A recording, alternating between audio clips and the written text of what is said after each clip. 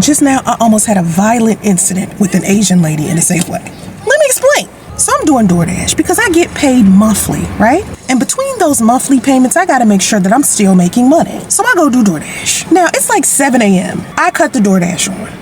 The first order I get is a Safeway order. So when I get to the Safeway, I'm in the parking lot. If you know anything about DoorDash, you know that you have to press the button to let them know that you arrived at the store. So I'm in the parking lot, I park the car. I have arrived at the store. Like I usually do. I'm in the parking lot, I have arrived at the store. So I'm like, oh Lord, it's Safeway. This is about to take a moment. Because every time I go to this specific Safeway in Dublin, on Dublin Boulevard in California, it takes forever for them to get this order together.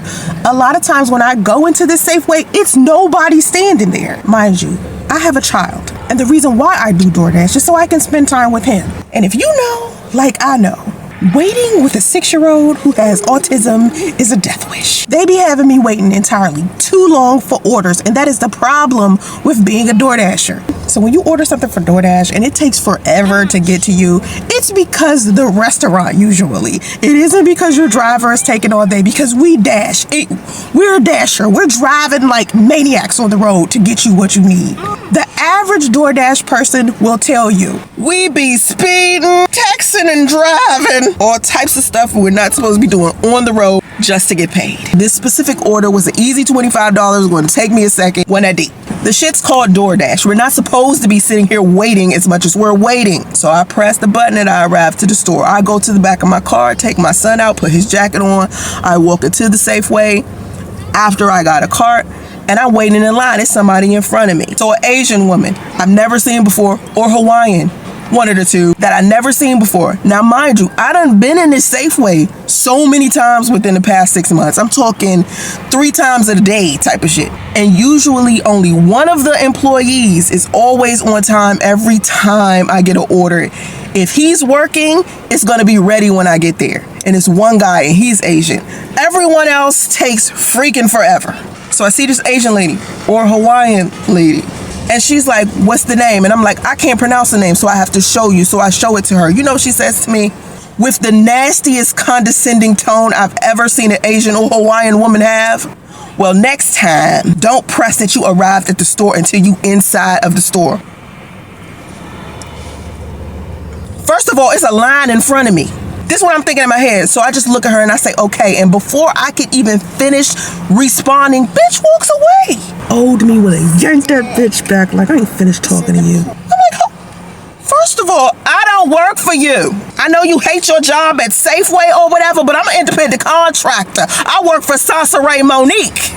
So a couple of minutes go by, she turns around and she comes back. I don't even give her a chance to say anything to me. I just finished the conversation where we left off, and I say to her, you know, the problem with me hitting the button inside is that you have me sitting here waiting because nobody's here when we get here. So I'm just sitting here waiting. That's why I push the button out in the parking lot instead, so I don't have to be waiting inside of the store for you. So she responds, next time you need to just press the button when you get in here. And I'm like, did you just hit me?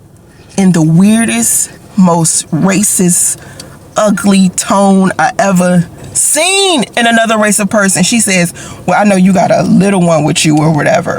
And I don't mean it in a way that she just like, oh, you got a little one, you're a mom. No, it's, you're a black single mother, typical black single mother coming in here. You know what I'm saying? That type of energy. And I was like, oh. So you want to be slapped by a black single mother on a Wednesday morning. This is not social media. I will match that negative energy in real life. Listen up, Milan or Moana, whichever one. I said, don't bring my son in this. This has nothing to do with him. This is the fact that we come in here and it's nobody here. Now, mind you, it's like 2 DoorDashers standing in front of me in line. And you're giving me a problem when you still haven't even finished the orders ahead of me. You done chose the wrong one to play with. I think she realized after mid-conversation that I wasn't nothing to play with, and she started being a little nicer and then said something nice to my son. And I was like, oh, you knew it was about to go down because you ain't about to talk to me like this. You are talking to a multi-millionaire. I will shove my 401k down your throat. Have you heard that black women match your energy? I don't care what color you are. I don't care whose boss you are. You're not my boss. Don't talk to me like that.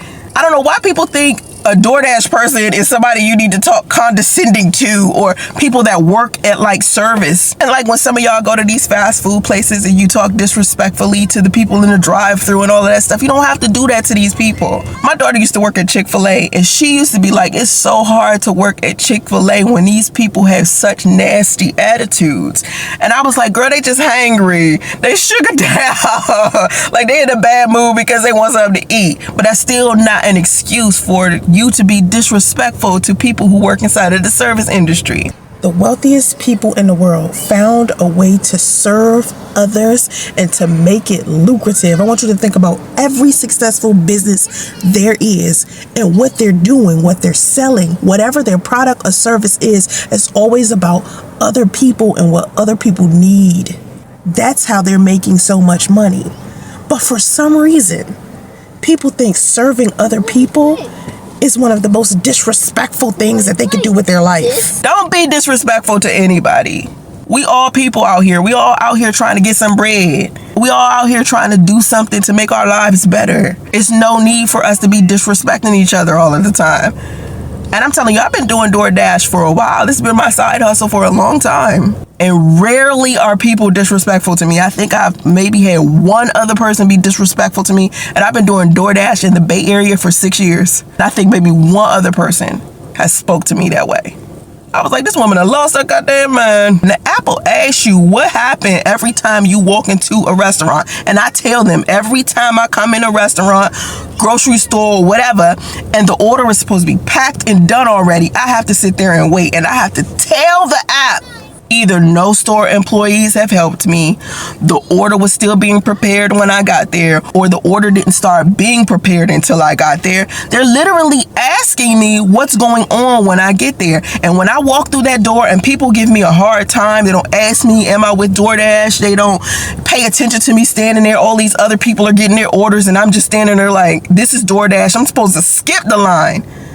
And you're supposed to hand me that person order right when I walk through that damn door. And it's never like that at these restaurants. These restaurants take forever to get those orders ready. And the funny thing is, they get to choose how long it takes. Like they can literally tell DoorDash, hey, it takes 20 minutes, 30 minutes for this thing to be done. It takes forever. That's the only thing that I can't stand about DoorDash. That's it. Because customers tend to think that it's me taking forever with their order.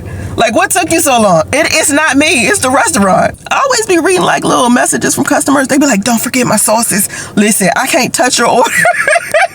I'm not even supposed to be going in your bag or anything like that, getting your sauces. Don't forget my drink, girl. If they don't give me your drink and I gotta sit there and argue for your drink, you will not have a drink. You know how many times a restaurant has forgotten to give me a person's drink, and I'll get to their house and they be like, so where's my drink? And I'll be like, listen, I asked them for your drink. They try to act like they didn't know what I was talking about. But yeah, it be these restaurants that's the problem. You've been sitting there waiting for your stuff for like way too long. Usually it is the restaurant or the store or wherever. She was like, you need to hurry up because they timing us. I've been aware that they've been timing us for 6 months, but every time I come up in here, I'm standing here waiting. I'm talking about extended periods of time. I'm talking about longer than 15 minutes. I'm sitting there waiting for them to give me an order. I'm like, oh my God. Oh, before I forget, I got an e-guide about side hustles and how to get 10K in 10 days. Grab it.